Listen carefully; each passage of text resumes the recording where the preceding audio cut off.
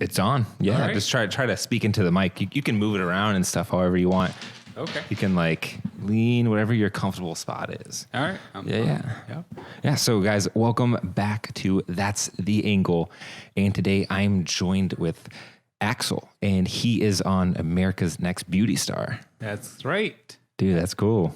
It's amazing. It's great. It has been a roller coaster full of emotions, but yeah, we're there. We're almost close to the end. So I'm very happy to still competing. Yeah, you just did the episode where you remade your mom. Yeah. That was cool. That was the best episode of the season. Like, I just never thought that they were going to surprise us with all our moms. So it was definitely a beautiful experience. Like, and I got to win the challenge. Oh, you won it. I won the challenge. I'm going to be completely honest. I tried finding it even illegally online and I couldn't find it. So that's why I brought it up. Because I'm like, I wanted to know how it ended. Oh, yeah. So I ended up winning the challenge. Dude, congrats. Thank you. Yeah, it was like a dream, you know. I had my mom, the best model I could ever have. And we got to share a story, like where I come from, what my mom does. So it really means a lot to me that we both won this challenge together. Oh, that's awesome. That's beautiful. Yeah. Were you actually surprised? It was legitimately a surprise? Yeah, I was, because, you know, my mom doesn't speak English very well. So it was really, for me, when I saw Ashley's grandmom, I was like, I know they're going to bring the moms. Like, I knew it right away. Like, I felt it. And I was like, my mom is just going to be super nervous because, you know, I was in another state. And I was like, maybe she was not going to be wanted to come because she would be nervous to be in front of America. Like, for moms, like, at least for my mom, she had never done like anything on TV, like never in front of a camera. Yeah, that's got to be a whole new experience for her. She was so nervous, but she doesn't show it. Like her hands were cold, like eyes. And that's what my husband was telling me the other day. She was like, looks so calm on TV, but she was actually super nervous. Because she held it together. Yeah, that's what moms are supposed to do for their kids. How about you though? Are you nervous at this point in the show, or were you ever nervous when it started? At the beginning, I was a little bit. At that point in the competition, I was just a little bit more stressed, and I was like about to give. I don't want to say give up, but I was tired because I was just being safe, you know. And so every challenge, I was trying to impress the judges. Okay, and I was like, what am I going to do next to impress them? And they will keep saving me, and saving them. And I was like, well, this is not fun anymore. You know, I wanted to just like win or go home, you know? So happily, my mom came. So the stress is like, I guess it gets to a point where you can't even worry about the lights and the cameras and everything after a while because you're just so focused on the actual competition. Exactly. Oh, because I was just so interested because growing up, I would watch Project Runway, America's Next Top Model. Yep. I'm sure you did. Yeah. We seem similar in ages. Yeah. Can I ask how old you are? I'm sorry, what? Can I ask how old you are? Yes, of course, 30. Yeah. Oh, I'm 20. Yeah, we're the same thing. and so I would see these shows, and I'd always wonder. I'm like, dang, what's it like being on set there? And so to have you here, I just want to be like, yo, what's it like to be on set? It's crazy though. When you're actually working on, like, let's say in my case, when I was actually working on makeup in here, I forgot about how many cameras I would have around. But when we were not like filming, we would have all these people behind us. Oh. So like what you see an hour on TV, it's pretty much a full day. Oh, so whoa. When I got there, the first day, I was actually very like I was in shock because I thought that production, like I have done some stuff on TV, like I have worked with the Real Housewife, like I kind of like see how they work. So I was like, okay, I mean, I kind of know how it's going to be. But then all of a sudden I see 300 people working on a production and it was like so huge. And I was like, what I got myself into. So you're saying, because all we see is this really well-lit box with a bunch of stations. Yeah. Sometimes they kind of pan out and you see this crazy like camera that hovers over everyone. Yeah. So you're saying behind that, there's just like 300 people? Yeah. Like about that. Yeah. There will be like, and that was inside of the building. Outside the building, they will have like trailers with like mini studios, let's say, where we would have interviews. So the space was not just enough because they would have to have that extra space outside where we can do interviews after every challenge. So it was a big production. Oh yeah, because part of the show when you watch it is it's like they have that kind of takeaway where it's just you talk to the camera. Right. So that's where we're like outside on a trailer. And so that's always after the event. That was either it was depend, but it was let's see, let me remember. We had it right after the challenge. It will depend. They will pick people randomly. Oh, because I always sit there and I wonder, I'm like, do they have to act like they didn't know for a bit of that? No. Oh, it's always just like real emotions on it. So, and depending on how like the actual challenge went, that will grab people. So let's say I was like crying, so that would pull me out right away. Oh, because they want the real emotion. So while you're in there, they will literally pull you off the set. Right. So let's say, well, after the challenge, let's say I finished the challenge, right? And I was crying during the challenge for whatever reason, then I will pull me right away. They would not wait, you know, and our nights would go like sometimes until 11 p.m., you know? I was stressed, a lot of stress. So like when you're in the competition and they're like, this is what you're doing, you have 3 hours. Is it really like 4 or 5 hours you're sitting there? Or is it? What do you mean, like on the actual challenge? Yeah, like when you're actually doing it. Yeah, whatever time they said, that's what we have. Okay. So let's say, and what I was like so worried about is because every week they were like, so we started with, I think it was like 3 hours and a half. Next week was 3 hours, and they keep lowering the time.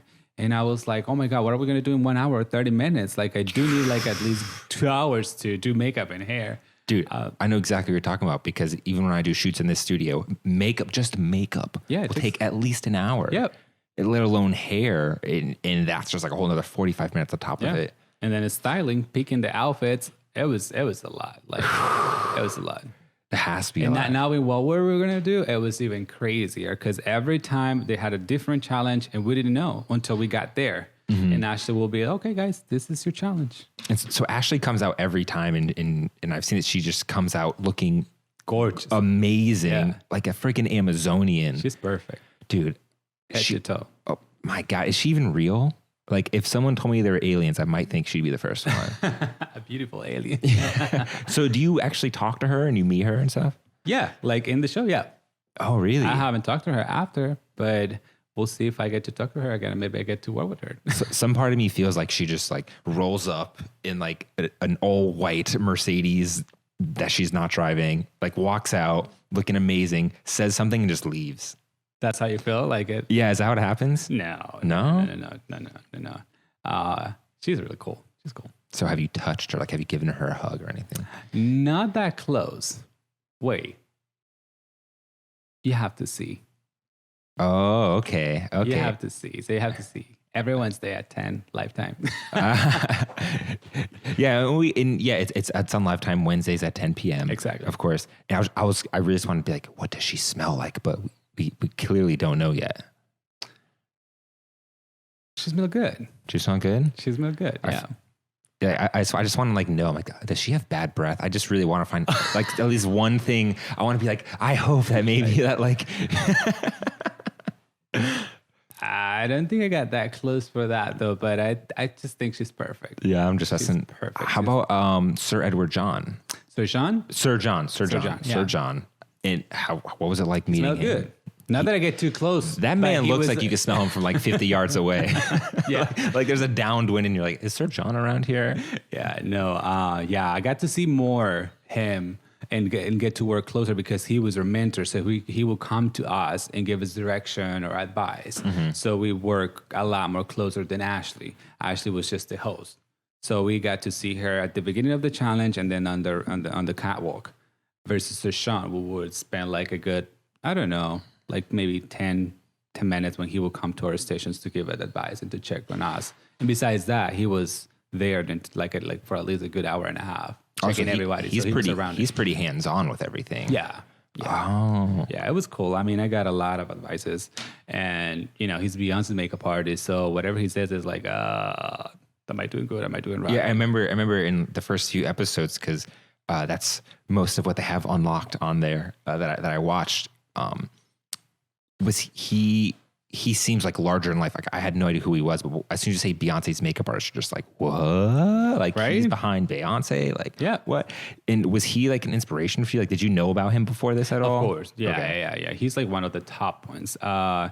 He has created beautiful looks. Like one of the looks that I love is one from Olivia Culpo, Miss Universe 20. I think she was Miss Universe 2015. Mm-hmm. She made a look for the Oscars for her, and she has this purple eye that I love. That's one of my favorite. It was purple. Yeah, I think it was purple. That's the purple one. Yeah, that I love. But yeah, no, I love his stuff. It's very editorial, clean. Beyonce looks amazing all the time. So, I mean, just hearing him when he would come by the stations and just hearing what he'd have to say to people, I'm like, dude, this guy really knows it, because I'm only around it when I'm doing shoots. Yeah. And I'm kind of getting good at it. Like, it's weird. Like, girls I'm dating, they'll be like, why do you know that about makeup? And I'm like, I have to know these things. Like, they'll be like, why do you know about contour and all this stuff and like how to blend and all? I'm like, look, I got to know these things because I'll call people out about it, Right. But I noticed with you and with him, he never has anything to say about you. I'm glad you caught that. Yeah, he never, well, not never, but I was like expecting for him to say something. I will get super nervous, but he hasn't really had much to tell about my looks. I think that says a lot. Yeah. And that means a lot to me coming from him. Because like you said, I will always be like, kind of like listen to what he was saying around, and he will like maybe sometimes like make really like hard comments about someone else's looks. And I'm like, he doesn't have much to say about mine. I'm wondering if is that a good thing or a bad thing? Yeah, he'll come by and he'll say some stuff, and it'll just completely make the person switch up what they're doing. Exactly. But every time he comes to you, he's always just like, so what are you thinking? And you tell him, and he's like, okay. Yeah. I'm like, what? I'm like, clearly Axel's doing something that he likes.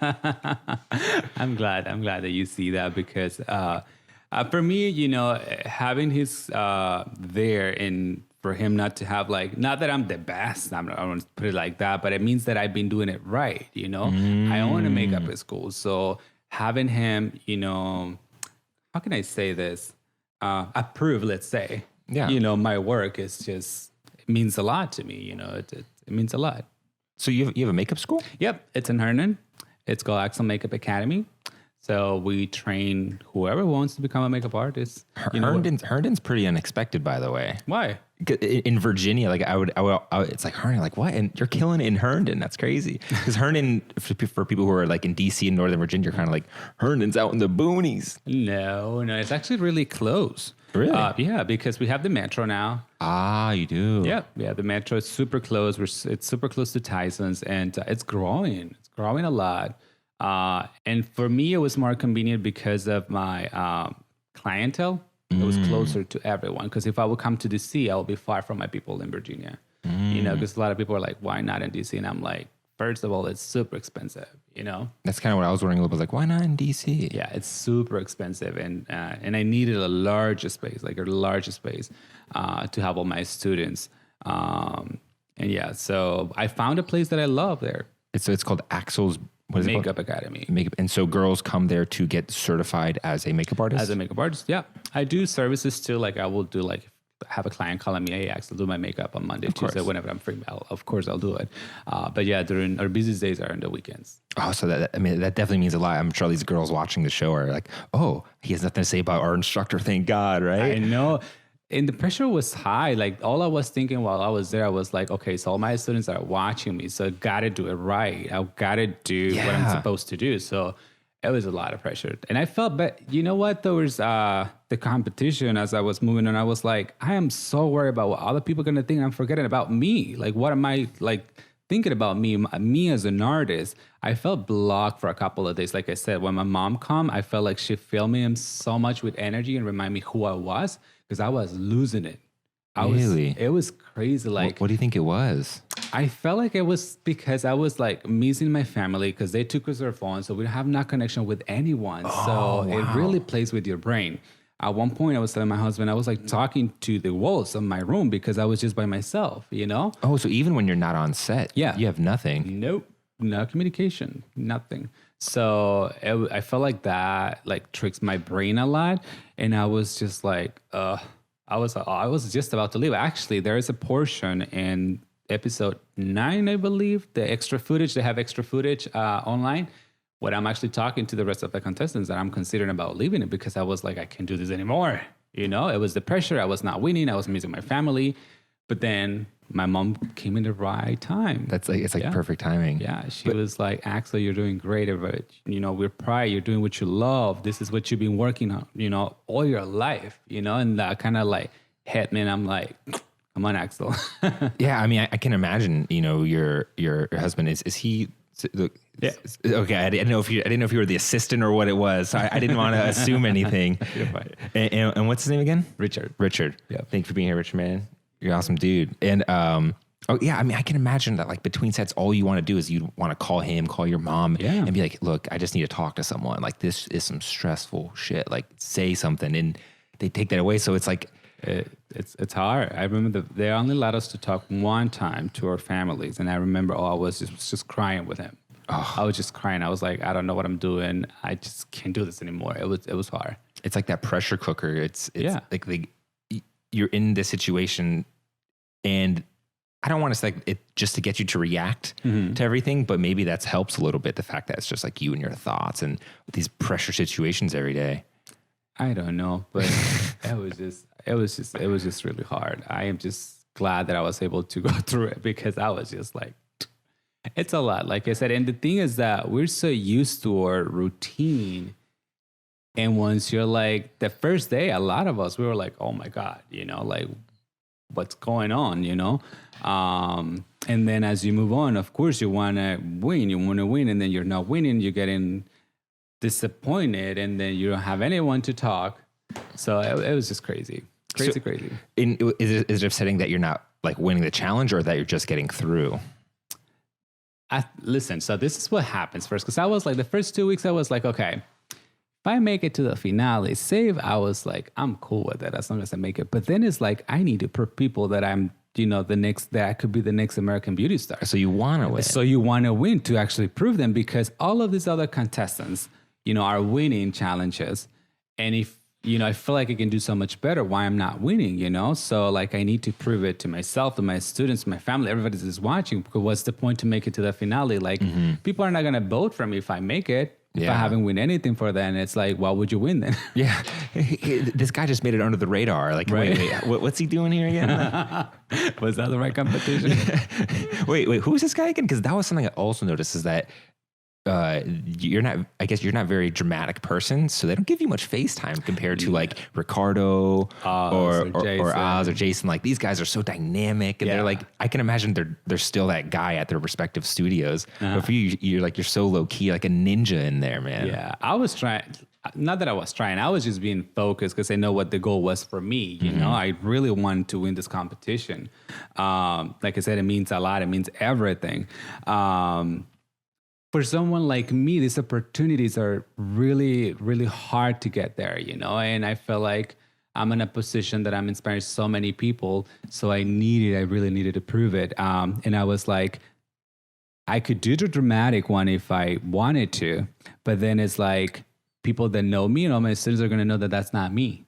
Oh. So then we'll be like, why is he doing that? He really wants to win it, like being someone else. So I was like, let's keep it focused. Let's keep it how you are. And let's try. I was just like, let the show go. Let the entertainers entertain, and I'll do my part. Yeah, I'm just gonna sit here, get Sir John just like liking all my stuff, and just do what got you there. But speaking of like, how does what's your ethnicity, by the way? Because I noticed you have like an accent. I was born and raised in Guatemala. Oh, you are? Yeah. Oh man, I came to the United States when I was 15 years old. Wow. Yeah. So how does 15-year-old immigrant Axel in Herndon make it on? Like, how did you even get that opportunity of being on the show? It's like the American dream. Like, how did you get on the show? You just said it right there. It's the American dream. Right? I'm living the American dream. You're literally on American television when you think about it. Yeah. That's what I'm saying. Opportunities like this for someone like me are like really, really hard. But how did that come up? Did you just like apply to it or something? Yeah. So there was the first season what I was watching that happened, like, I think it was last year. And I was like, oh, interesting. I could do it because I like reality TV shows. So I watched The Real Housewives. I watch everything. So I was like, okay. But then season 2 came on. They were doing the casting, and it was one of my students who was like, why don't you try? And I was like, I don't even know if they're going to pay attention to me. Student like, why would they wanted this Latino in this show? Why would they wanted me?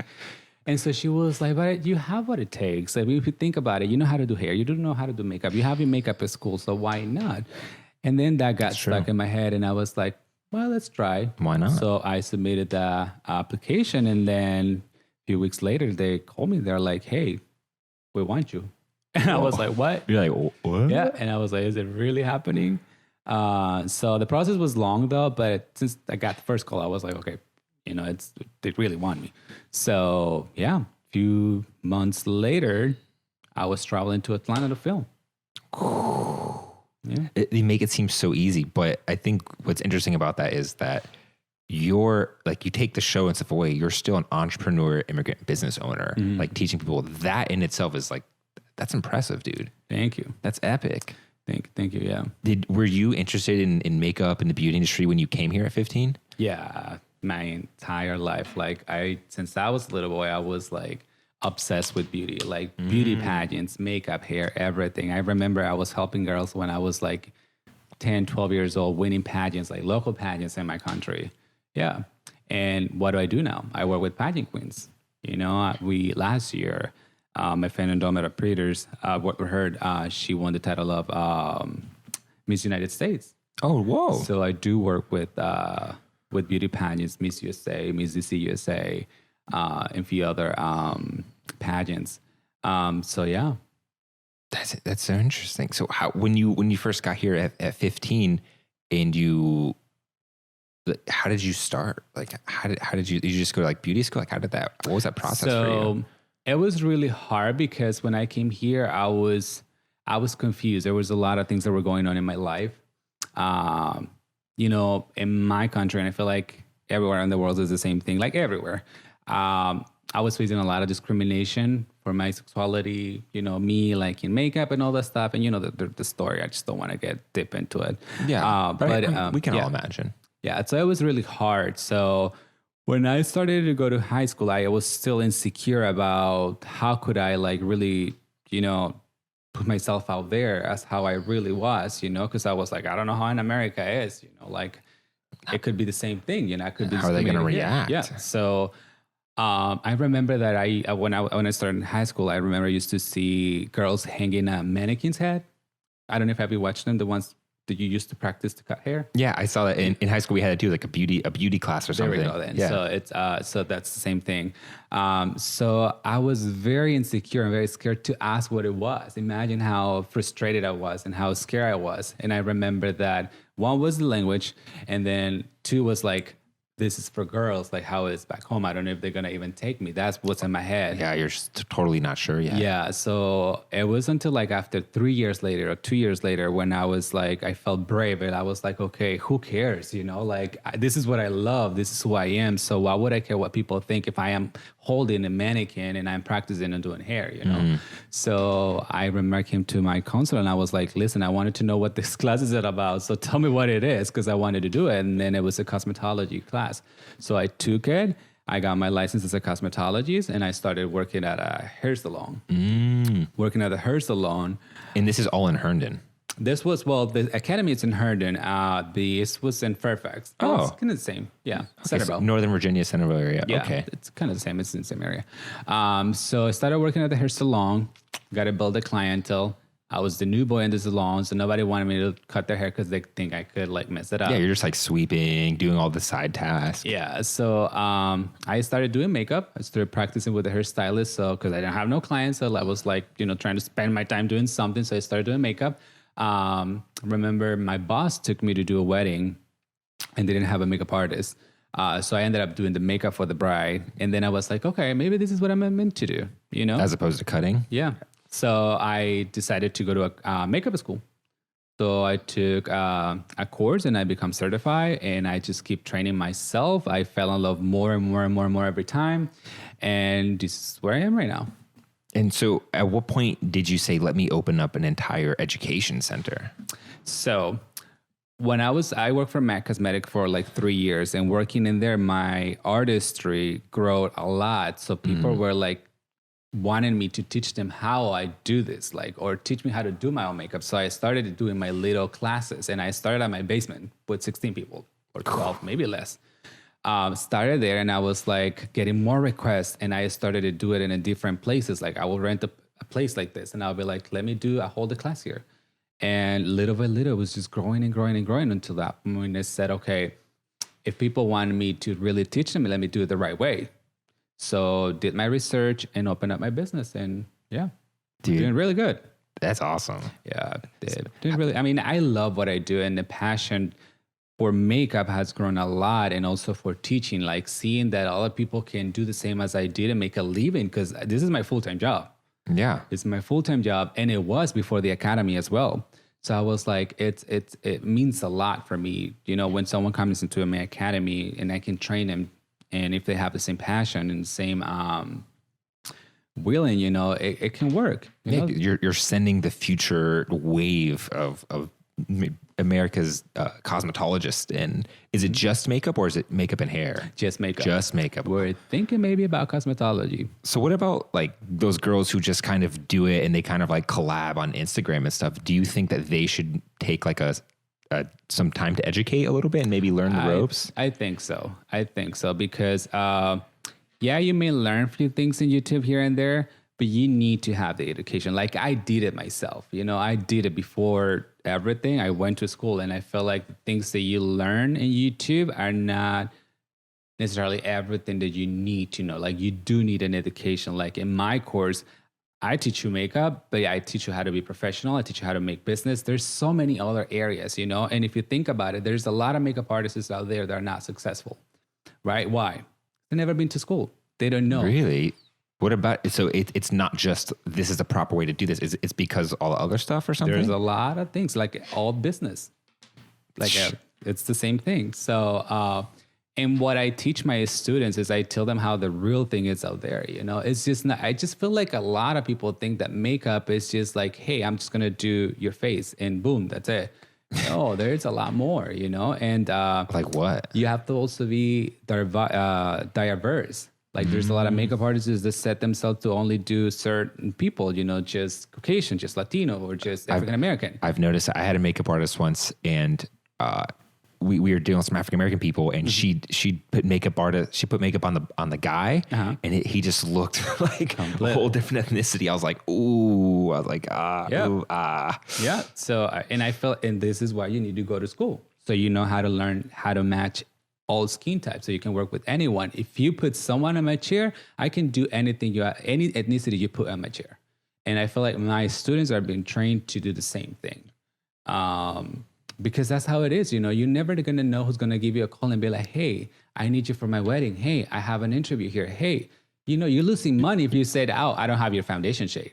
And that will be discriminating too. Or I've never worked with your hair texture. Right. Or I don't know your foundation shade. Like that's a whole different ballgame where you're just leaving money on the table, but also your skills. Yep. And that was something I saw on the show too, is that people dealt with that. Like it was the second episode where the girl didn't know what to do with the African girl's hair. She was like, and she just dropped the ball. Yeah. So, I mean, if you're calling yourself a professional, then be a professional, educate yourself and become the professional you want it to be, Obviously, I think that as a makeup artist, you're probably going to lean to certain style or certain, clientele. But still, I feel like you have, as a professional, you have to be open to anyone that comes into your chair, Yeah, no, 100%. Yeah. And dude, that's just so crazy, man. Like your story is really impressive. Like, thank you. it's really, really cool. Yeah. So this point in the show, just did your mom. That's sweet. I don't know. Is there anything else you want to add? I feel like I'm out of talking points here. I'm trying to think of like what else I have to ask you. I had like a list in my head where I'm like, oh, okay, I covered that.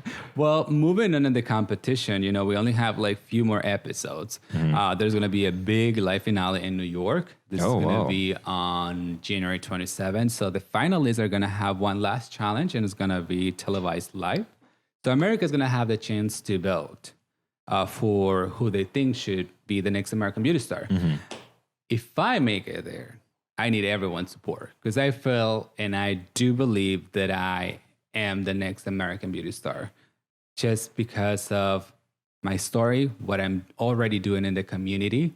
And I feel like I've been doing well in the competition. Like you watch the competition. I never met you before, and you're already like seeing stuff, And I feel like I can be a good representation for not just for the show, but for everyone that's watching. One of the best things that I have experienced in this show as of right now is that I have kids, I have grandmas, I have husbands sending me messages like that they're watching the show. Like I have pictures, like And the connection that I am having with people that I probably never met is just amazing. And that's something that I will never forget, because when I think about it, it's like families are getting together to watch me, Whoa. to watch American Beauty Star. You got to think like there's some boy who's dealing with adversity, you know, who's into makeup and beauty. He's not sure, and he's watching you, and he's just like completely inspired. Yeah.